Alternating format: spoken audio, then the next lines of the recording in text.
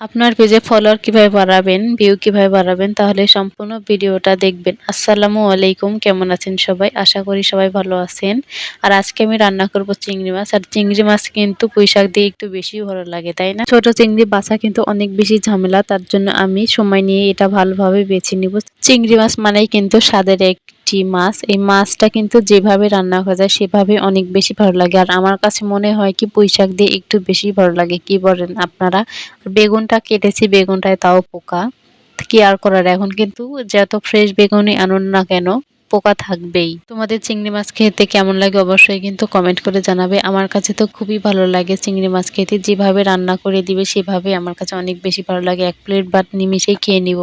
এমনও কিছু পাবলিক আছে যারা কিনা সম্পূর্ণ ভিডিও না দেখে কমেন্ট করে। এই ভুলটা কিন্তু করলে নিজেদেরই ক্ষতি হয়ে যাচ্ছে, তারা কিন্তু বুঝতেই পারছে না। তার রিচ ডাউন হয়ে যাবে, এঙ্গেজমেন্ট ডাউন হয়ে যাবে। কেউ না দেখলেও কিন্তু ফেসবুক আপনার দিকে নজরদারি করছেই। আলু, বেগুন, পুঁইশাক আমি ভালো করে কেটে তারপরে ধুয়ে নিয়েছি। চিংড়ি মাছটা ভালো করে বেছে নিয়েছি। যে কথা বললাম কিভাবে তোমাদের এঙ্গেজমেন্ট ডাউন হয়ে যাচ্ছে, তোমরাও সম্পূর্ণ ভিডিও না দেখে কমেন্ট করো। এর জন্য তোমাদের রিচও বাড়ে না, ফলোয়ারও বাড়ে না। বেশি বেশি রিপ্লাই কমেন্ট করবে, ফুল ভিডিও দেখবে, তাহলেই কিন্তু তোমার ফলোয়ারও বাড়বে, আবার এঙ্গেজমেন্টও বাড়বে। তোমরা বেশি বেশি চেষ্টা করবে রিপ্লাই কমেন্ট করতে, অন্যের ভিডিও দেখতে, তাহলে কিন্তু তোমার এঙ্গেজমেন্ট এমনিতেই বেড়ে যাবে।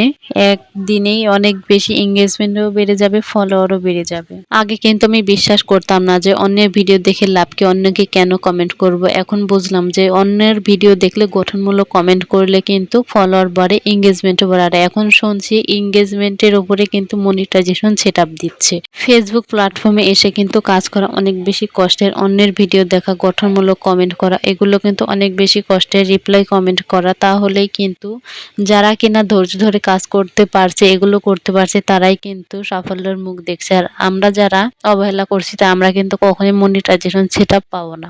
যাই হোক, আর আজকে আমি রান্না করেছিলাম চিংড়ি মাছ। আর চিংড়ি মাছ দিয়ে এমনভাবে রান্না করলে কিন্তু আমার কাছে অনেক বেশি ভালো লাগে। চিংড়ি মাছটা আমি তেলে দিয়ে ভেজে নিয়েছি, তারপরে আলু, বেগুন, পুঁইশাক ভালো করে কষিয়ে নিয়েছি। ভালো করে কষিয়ে নিয়ে পরিমাণ মতো পানি দিয়েছি, কারণ এটাতে আমি বেশি পরিমাণ ঝোল রাখবো না, এর জন্য অল্প পরিমাণ পানি দিয়েছি। আমি কাঁচামরিচ দিয়ে রান্না করেছি, তার জন্য কালারটা এমন এসেছে। ভিডিওটা ভালো লাগলে অবশ্যই শেয়ার করবেন আর গঠনমূলক একটি কমেন্ট করবেন। সবাই ভালো থাকবেন। আল্লাহ হাফেজ।